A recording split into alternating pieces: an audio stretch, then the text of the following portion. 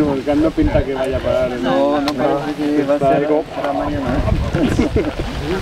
Oye, ahora que apetece tenerlo en la tele todo el rato el volcán. Sí, tío. Sí, es que ahora que luego, cuando vienes a verlo, luego te apetece tenerlo en la tele todo el rato para ver qué hace. Así es como... Y quedas en casa y... Es que yo ahí he estado currando, ¿sabes? Sí. Currando aquí. A estos 2 días lo teníamos puesto todo el día en la tele y entonces yo siempre que pasaba por ahí, hostia, ¿qué está haciendo ahora? Y yo ya estaba petándolo, yo estaba ahí.